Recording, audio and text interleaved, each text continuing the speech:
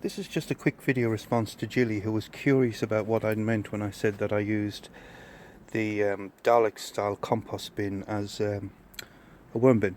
So that's the Dalek bin there. This one's empty, as you can see, because I've just harvested this one, and this was used sort of traditionally, if you like, where it was just layers of browns, layers of green, layers of browns, layers of green, all the way to the top, and then it cooks. So you get the temperature up nice and hot, the volume reduces down, and then you keep adding more stuff and turning, and you eventually end up with lovely compost. Now the problem is, at the thermophilic stage, which is what you want when you're using the bin in a sort of a traditional way, is very hot. It's too hot for the worms. So if there were worms in here, they would leave at that point, or they'd find a cooler space in the bin. The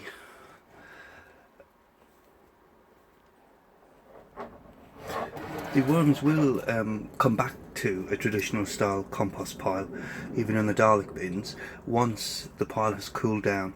So when it's in the mesophilic stage, which is around 20 degrees or a little bit lower, you'll find lots of worms, hopefully, in your compost. So that's the traditional style, or the traditional way to use a Dalek bin.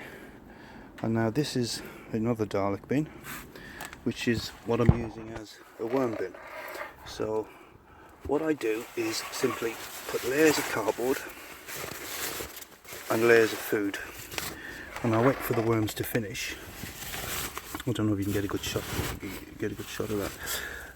So I put a layer of food. You can see the worms work away at this. Let me see if I can. You can see the worms in there working away. Let's have another look.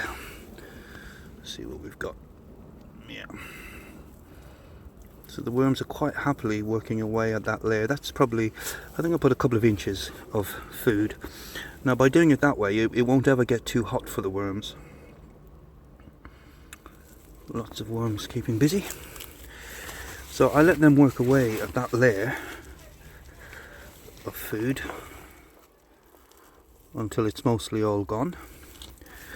And I then add another layer of food on top of this pile of cardboard. Now I don't think we can see any isopods here, but the other thing is, with adding a layer of food and a layer of cardboard, you get lots of isopods in the bin.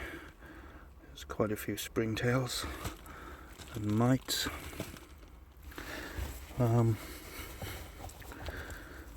don't think we're going to see any isopods this time, but some cocoons there. Yeah, so the worms are quite happy in this bin. As you can see, they've had a feast of pumpkins after Halloween. These guys have cornered that top of the pumpkin.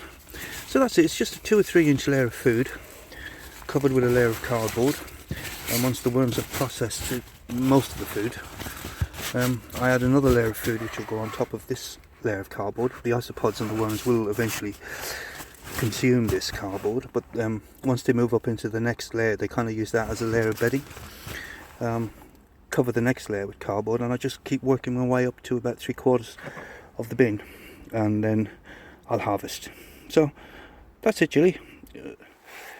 Hope you got a good idea of what I mean now by when I say that I use the Dalek style bin as a worm bin. Cheers.